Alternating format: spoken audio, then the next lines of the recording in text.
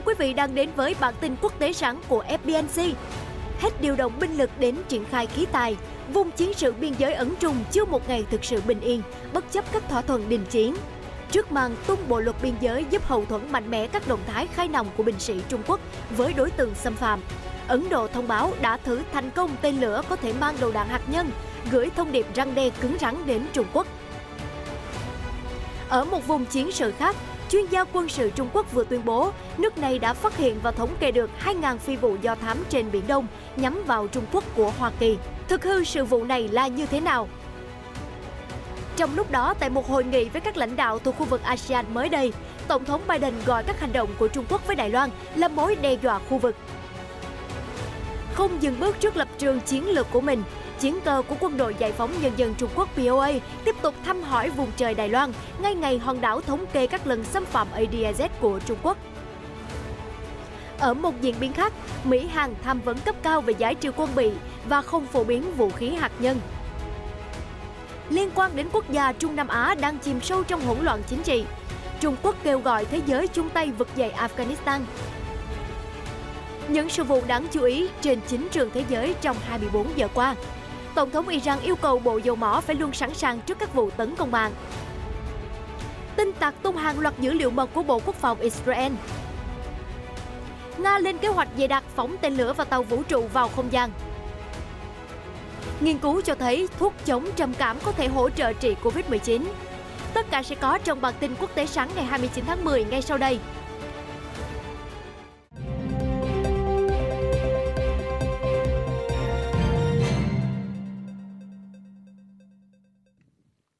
Vùng chiến sự biên giới ẩn trùng chưa thôi tăng nhiệt khi Trung Quốc lại vừa ban hành một dự luật có tên là Luật Biên giới đất liền vào hôm 23 tháng 10, cho phép quân đội và cảnh sát Trung Quốc được sử dụng vũ khí canh giữ biên giới và chống lại mọi hành động xâm lược, lấn chiếm, xâm nhập, khiêu khích.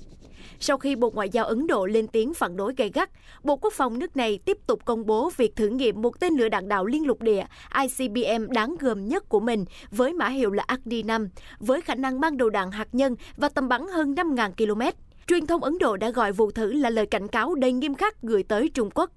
Theo báo cáo từ phía Ấn Độ, vào cuối ngày thứ Tư 27 tháng 10, tên lửa Agni-5 mang theo đầu đạn nặng 1,5 tấn đã khai hỏa từ đảo Abdul Kalam bang Odisha, ngoài khơi bờ biển phía đông của Ấn Độ, và sau đó lao xuống một mục tiêu định sẵn tại vịnh Bengal. Một quan chức quốc phòng Ấn Độ cho biết thêm, tên lửa sử dụng động cơ nhiên liệu rắn 3 tầng, có khả năng tấn công mục tiêu ở cự ly 5.000 km với độ chính xác rất cao và được cho là có thể thực hiện tốc độ bay gấp 24 lần tốc độ âm thanh. Trong suốt quá trình bay, quỹ đạo và các thông số của tên lửa liên tục được theo dõi bởi các radar. Một điểm đặc biệt, đây là lần đầu tiên Ấn Độ tiến hành vụ thử tên lửa vào buổi tối, đánh dấu khả năng sẵn sàng cho một cuộc khai hỏa đột kích bất kể thời gian. Theo một tuyên bố của Bộ Quốc phòng Ấn Độ, vụ thử hoàn toàn phù hợp với chiến lược răn đe hạt nhân tối thiểu và chính sách không sử dụng đầu tiên NFU. Việc thử nghiệm thành công Agni-5 sẽ đưa cả phần cực Bắc của Trung Quốc vào tầm ngắm của Ấn Độ và tạo ra một thế trận răn đe bất chấp Bắc Kinh liên tục làm giàu kho vũ khí tên lửa và hạt nhân của mình.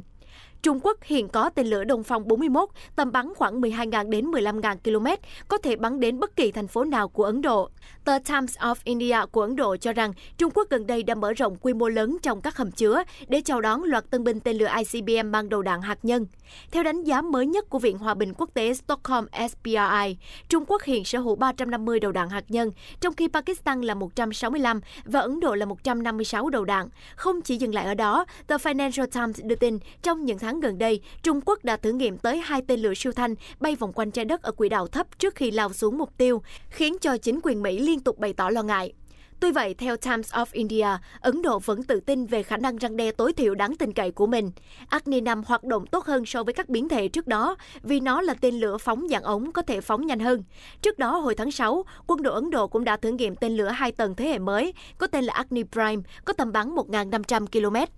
Thêm vào đó, từ lâu Ấn Độ đã sửa đổi một số máy bay chiến đấu Sukhoi 30 MKI, Mirage 2000 và Jaguar để mang bom trọng lực hạt nhân. Ngoài ra, Ấn Độ cũng có thêm 3 tàu ngầm mang tên lửa đạn đạo SSBN đang phát triển. Căng thẳng giữa Trung Ấn đã tăng cao kể từ khi 20 binh sĩ Ấn Độ thiệt mạng trong các cuộc đụng độ ở biên giới tranh chấp trên dãy Himalaya vào tháng 6 năm 2020. Mặc dù đã đạt được thỏa thuận ngừng chiến, nhưng cả hai nước vẫn lần lượt bổ sung quân đoàn theo nhiều cấp và bày biện thế trận gồm loạt khí tài khủng để củng cố vùng biên giới của mình. Ấn Độ đã tăng cường hợp tác quốc phòng với các nước phương Tây trong những năm gần đây, bao gồm cả Liên minh Bộ Tứ Kim Cương do Mỹ dẫn đầu. New Delhi cũng là một khách hàng mua khí tài quân sự lớn của Nga và đã đặt mua hệ thống phòng thủ tên lửa S-400 của Moscow, bất chấp mối đe dọa trừng phạt của Mỹ. Trong một báo cáo đáng chú ý khác được trích dẫn trên tờ South China Morning Post, có khả năng lại đổ thêm dầu vào lửa trong quan hệ Mỹ-Trung. Theo đó, nhà nghiên cứu tại Học viện Khoa học Quân sự Quân đội Giải phóng Nhân dân Trung Quốc POA, ông Cao Yan-jong đã tố cáo các tàu chiến và máy bay của Hoa Kỳ đã thực hiện hơn 2.000 hoạt động do thám nhằm vào Trung Quốc trong năm nay. Báo cáo cũng cho biết mục tiêu của các nhiệm vụ này nhắm vào các đảo và đá ngầm do Trung Quốc tự ý kiểm soát trái phép ở Biển Đông, cũng như khu vực ven biển của lục địa Trung Quốc. Ông Cao nói với một hội đồng tại diễn đàn Xianshan lần thứ 10, một hội nghị quân sự thường niên của Trung Quốc rằng tần suất cao của các cuộc trinh sát như vậy gây nguy hiểm cho an ninh chủ quyền của Trung Quốc và làm gia tăng căng thẳng khu vực. Điều này chắc chắn sẽ gây ra sự phản đối kiên quyết từ Trung Quốc và chắc chắn làm tăng nguy cơ khai chiến của Trung Quốc.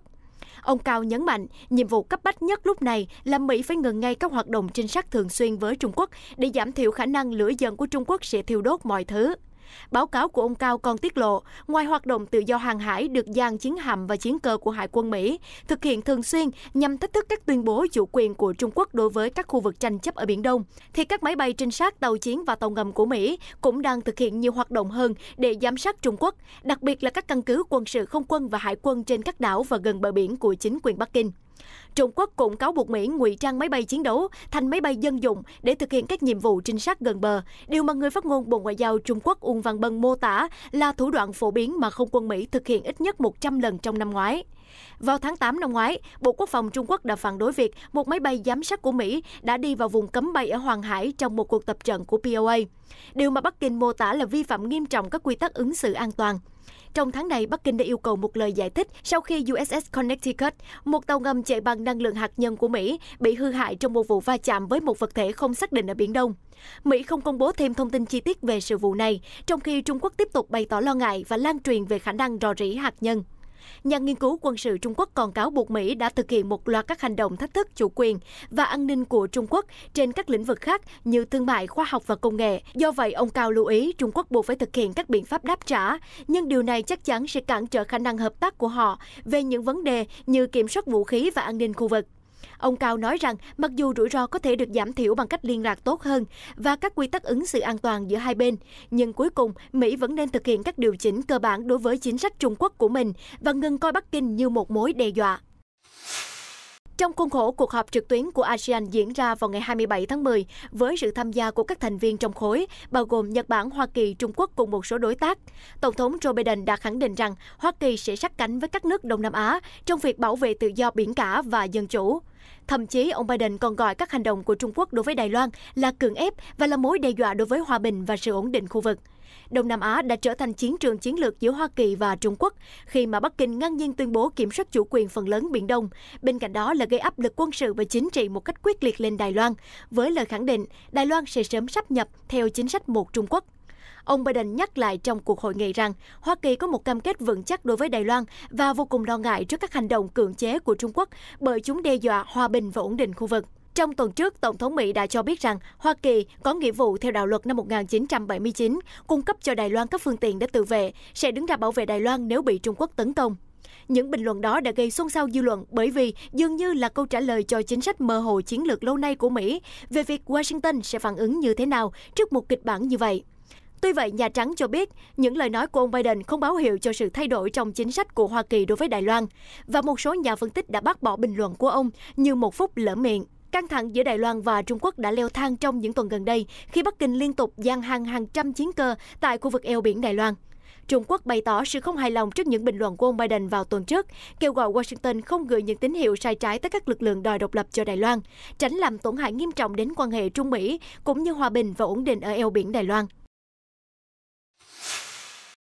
Trong bản tin trưa hôm qua, FBNC đã thông tin về thống kê của Đài Loan cho thấy, từ đầu năm đến ngày 27 tháng 10, Cơ quan Phòng vệ Đài Loan ghi nhận tổng cộng 680 lần xâm phạm của chiến đấu cơ Trung Quốc và vùng nhận dạng phòng không ADIZ của hòn đảo. Đây là một con số khủng kể từ khi Trung Quốc tiến hành chiến lược vùng xám, với mục tiêu làm kiệt quệ lực lượng không quân Đài Loan. Thế nhưng đến ngày thống kê số liệu, thì 3 máy bay quân sự của Trung Quốc đã tiếp tục tiến vào vùng nhận dạng phòng không ADIZ của Đài Loan hôm thứ Tư 27 tháng 10, đánh dấu vụ xâm nhập thứ 17 trong tháng này. Cụ thể, theo Cơ quan Phòng vệ Đài Loan MND, 2 máy bay chiến đấu Shenyang J-11 của Quân đội Giải phóng Nhân dân Trung Quốc POA và một máy bay tác chiến chống ngầm Thiện Tây I-8 đã bay vào góc Tây Nam ADIZ của Đài Loan. Đáp lại, Đài Loan đã gửi máy bay phát cảnh báo vô tuyến và triển khai hệ thống tên lửa phòng không để giám sát các máy bay của POA. Kể từ tháng 9 năm ngoái, Trung Quốc đã tăng cường sử dụng chiến thuật vùng xám bằng cách thường xuyên đưa máy bay vào ADIZ của Đài Loan, với hầu hết các lần xuất hiện đều diễn ra ở góc Tây Nam của khu vực. Theo dữ liệu của MND, máy bay Trung Quốc đã bị theo dõi trong ADIZ của Đài Loan 27 lần vào tháng 9, 14 lần vào tháng 8, 14 lần vào tháng 7, 10 lần vào tháng 6, 18 lần vào tháng 5, 22 lần vào tháng 4, 18 lần vào tháng 3, 17 lần trong tháng 2 và 27 lần vào tháng Giêng.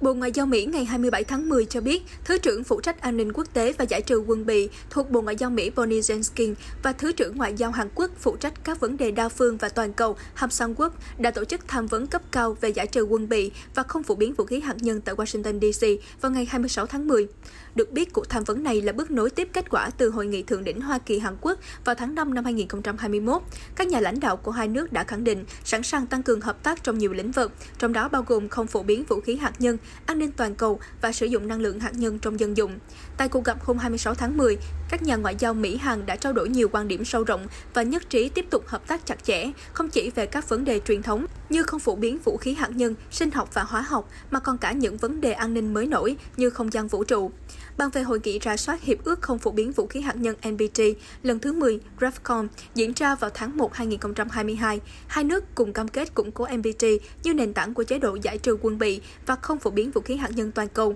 Washington và Seoul cũng nhất trí tiếp tục thảo luận về khả năng thiết lập các chuẩn mực quốc tế và thúc đẩy hợp tác thông qua đối thoại an ninh vũ trụ lần thứ 5 sẽ được tổ chức tại Seoul vào năm tới. Trong một thông tin liên quan, cố vấn cấp cao cho hội nghị đánh giá về Hiệp ước không phổ biến vũ khí hạt nhân NPT, Bộ Ngoại giao Mỹ Thomas Countryman cũng đã gặp ông Ham Sang-wook để thảo luận về hội nghị RAFCON lần thứ 10. Họ đã chia sẻ quan điểm và ưu tiên của mình cho RAFCON sắp tới và đồng ý hợp tác chặt chẽ để tổ chức một hội nghị thành công tốt đẹp.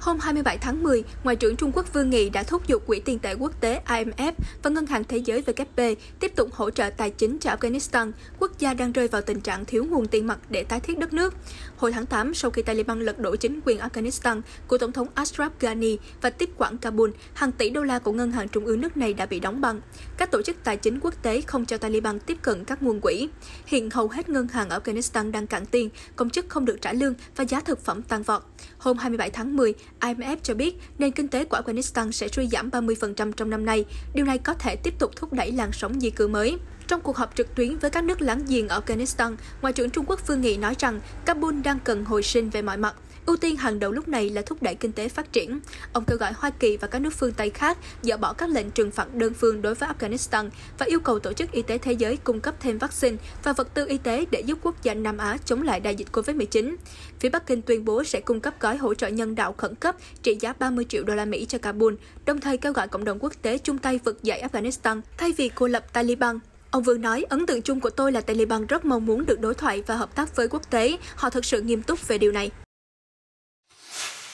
Tổng thống Iran vừa đưa ra lời yêu cầu vào hôm thứ Tư 27 tháng 10 với Bộ Dầu mỏ nước này về việc họ phải duy trì trạng thái sẵn sàng đối đầu sau khi một cuộc tấn công mạng làm gián đoạn hoạt động mua bán xăng dầu bằng thẻ thông minh, vốn dùng để mua xăng giá rẻ trên khắp đất nước. Đích thân Tổng thống Ebrahim Raisi đã đến thăm một trạm xăng và nói chuyện với khách hàng lẫn nhân viên tại đây. Phải duy trì trạng thái sẵn sàng để có thể đẩy lùi bất kỳ loại hình tấn công nào, cũng như ngăn chặn tuyệt đối những kẻ đối đầu làm gián đoạn cuộc sống của người dân bằng các thủ đoạn trên không gian mạng. Ông Raisi cho biết trong một tuyên bố trên truyền hình. Sự gián đoạn vào thứ Ba ngày 26 tháng 10 diễn ra trước lễ kỷ niệm thứ hai của cuộc biểu tình đẫm máu xảy ra ở Iran vào tháng 11 năm 2019 để phản đối việc tăng mạnh giá nhiên liệu của chính phủ. Bộ trưởng Dầu mỏ Javad Ojri cho biết Iran sẽ nối lại xuất khẩu xăng dầu sang các nước láng giềng trong vòng vài tuần, trong khi Abul Hassan Firuzabadi, thư ký Hội đồng Không gian mạng tối cao của Iran, xác nhận không có sự tham gia của nước ngoài trong vụ tấn công lần này. Trong quá khứ, Iran đã đổ lỗi cho Hoa Kỳ và Israel về một loạt vụ tấn công mạng, với nhiều sự vụ từ gián đoạn trang web của Bộ Giao thông Vận tải Iran xảy ra hồi tháng 7, hay các dịch vụ tàu hỏa của Iran đã bị trì hoãn bởi một vụ tấn công mạng rõ ràng. Trong khi đó, một số nước phương Tây đã cáo buộc ngược Iran cố gắng gây rối và đột nhập vào mạng lưới của họ. Một nhóm hacker được gọi là Mossad, có thể bao gồm công dân Iran, đã thực hiện một cuộc tấn công mạng nhằm vào Bộ Quốc phòng Israel và tung hàng loạt thông tin mật. Theo trang web của nhóm này, các tin tặc đã xâm nhập hơn 165 máy chủ và 254 trang web, tích lũy hơn 11 TB dữ liệu của Bưu điện Israel, Bộ Quốc phòng Israel, công ty Electron Sliak và tập đoàn Epsliar. Cùng với đó là nhiều thông tin liên quan đến Bộ trưởng Quốc phòng Benny Gantz. Mossad cho biết đã có quyền truy cập vào các tài liệu nhạy cảm như báo cáo, bản đồ hoạt động, thông tin về các đơn vị quân sự, thư từ. Nhóm tin tặc đã tung một chồng tệp Excel chứa dữ liệu cá nhân của các thành viên thuộc lực lượng phòng vệ Israel IDF, gồm tên, số ID, email, địa chỉ, số điện thoại. Trong số các tài liệu rò rỉ có cả ảnh của Bộ trưởng Quốc phòng Israel Benny Gantz với các binh sĩ IDF và bức thư mà ông Gantz gửi cho Phó Tổng tham mưu trưởng và Cục trưởng tình báo của lực lượng vũ trang Jordan vào năm 2010. Đáng nói, nhóm này mô tả Israel đã đưa ra nhiều chính sách sai lầm, khơi mào cho những cuộc chiến tranh vô nghĩa, khiến nhiều binh lính thiệt mạng oan uổng. Các tin tặc tuyên bố sẽ chiến đấu đến cùng vì chính nghĩa và phơi bày tội ác của chính phủ nhà nước Do Thái. Vào giữa tháng 10, Microsoft tiết lộ rằng các tin tặc được cho là có liên quan đến Iran cũng đã cố gắng đột nhập vào 250 tài khoản Microsoft Office 365 thuộc các công ty bảo mật của Mỹ và Israel. Theo Microsoft, những doanh nghiệp quốc phòng phục vụ các đối tác của chính phủ Mỹ, Liên minh châu Âu và Israel trong việc sản xuất radar quân sự, công nghệ bay không người lái, hệ thống vệ tinh và hệ thống liên lạc ứng phó khẩn cấp là trọng tâm của các cuộc tấn công mạng. Hàng nghìn người di cư từ Nam Mỹ, Trung Mỹ và Haiti đang đi bộ về phía Bắc với hy vọng tìm được cuộc sống tốt đẹp hơn. Trong số đó có gia đình anh Julio Cesar Gonzalez, họ đã rời Honduras 2 tháng trước. Anh Gonzalez kể rằng bão Eta và Iota đã đánh sập ngôi nhà ở quê nên anh cùng gia đình phút chốc trở thành những người vô gia cư. Họ hàng đã nhiệt tình giúp đỡ, nhưng gia đình anh quyết định rời Honduras và tìm một nơi tốt hơn ở phía Bắc để sinh sống. Ở Honduras, hầu như không thể làm gì để mưu sinh, anh nói. Hai đứa con thơ của anh, một bé lên 4 và một bé chỉ mới 2 tuổi, đã thấm mệt trên chặng đường dài. Sau vài ngày, chúng đã bị ốm. Bất chấp mọi khó khăn, anh Gonzalez vẫn tích cực. Nhờ ơn của Đấng Tối Cao, đoàn lữ hành chúng tôi chắc chắn sẽ đến đích và có được cuộc sống tốt đẹp hơn. Được biết, đoàn người đã khởi hành từ thành phố Tapachula gần biên giới Guatemala từ hôm 23 tháng 10 về phía thủ đô của Mexico. Hôm 27 tháng 10, một bảo tàng tại Pháp đã trao trả các đồ tạo tác mà chế độ thực dân đã chiếm đoạt từ Cộng hòa Benin ngày nay trong thời kỳ thuộc địa. Điều này đã đặt ra tiền lệ thúc đẩy các tổ chức khác trả lại các cổ vật cho châu Phi. Trong một buổi lễ do Tổng thống Pháp Emmanuel Macron chủ trì, Bảo tàng Khoai Grangli đã trả lại cho Benin 26 hiện vật thuộc về Vương quốc Apamea tồn tại vào năm 1892. Chúng nằm trong số 5.000 tác phẩm được quốc gia Tây Phi yêu cầu trao trả. Ông Macron nói, chủ trương trao trả các đồ tạo tác này thể hiện thiện chí của Pháp trong việc tăng cường mối quan hệ song phương với châu Phi. Được biết, việc bàn giao đánh dấu một cột mốc quan trọng trong cuộc chiến kéo dài nhiều năm của các nước châu Phi nhằm hồi hương các di sản mà các nhà thám hiểm và thực dân phương Tây đã chiếm đoạt,